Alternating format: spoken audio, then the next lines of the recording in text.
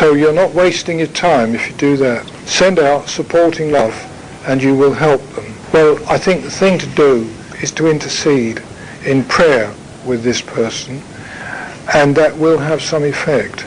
The other thing, as I say, is to send lots of love and to do this as often as you can and put some power behind it, and this will be like a lifeline to that person. But you won't be able, if he had full responsibility for his suicide, you won't be able to get him out early, so to speak. There isn't that sort of remission. I've found suicides who've been released out of their condition because of very extenuating circumstances. There wasn't a fully responsible act, and one finds them on the pilgrim's progress, on a path that they have to make their way along. It is just like pilgrim's progress. There are obstacles they have to get round and so on.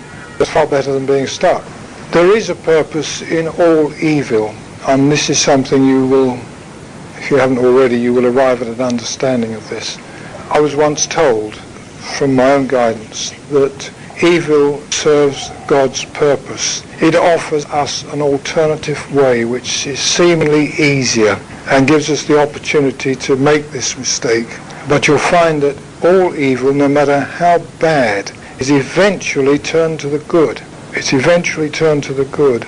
So it does serve a purpose. But there is a hierarchy of evil, as there is a hierarchy of angelic and spiritual beings, of human spiritual beings.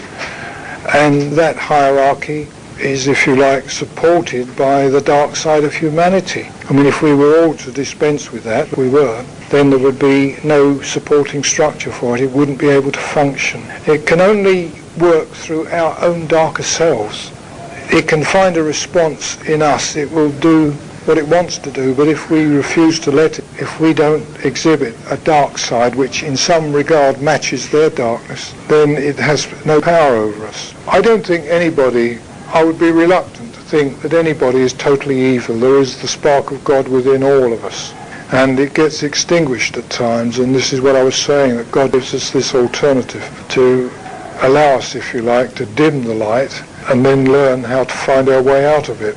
And I think almost all of us here in past lives will have gone into the darkness at some stage, and will have that deep memory within us at the spirit level, hopefully not to do it again.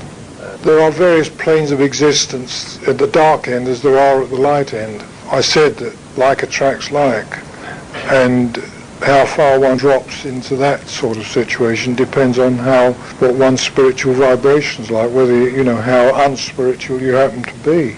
And you can stay there for a very long time, but eventually you will be released or rescued. That's another story in itself. Some people do specialize more in rescue from that region than like myself, who works at the earthbound region, but it's a very, very difficult and sometimes dangerous procedure. The spectrum of learning and the spectrum of service is vast. Some of it applies to the earth, some of it applies afterwards. There are no fixed rules about how long we spend before we come back. I have good reason to think, in my own case, that I came back within 5 years of dying. 5 years, yes, of dying. But sometimes children come back very quickly. But of course sometimes one doesn't come back for 180, 200 years. It just depends. Every case has its own story to tell. I think a lot of people came back quickly after the last war and after the previous war. I think in the future, I think you're all perhaps somewhere along this line of understanding that humanity is going to undergo a change. I think the population, for one reason or another, is going to drop very markedly. The earth is going to be, and people are going to be, if you like, etherealized. And there's already a closing up of the difference in level between the spiritual level and the earth level, and this is all foreshadowed. And as it approaches, of course, then more light comes into the earth. It would have been very difficult to achieve a gathering like this, say 20 or 30 years ago in this place.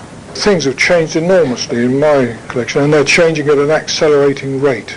And there's a greater spiritualization, and it's interesting how many young people are being affected by this. And the generation that's coming along is going to make a major contribution to changing humanity's heart, taking it into the next period of light, helping to make the connection between the next world and this closer.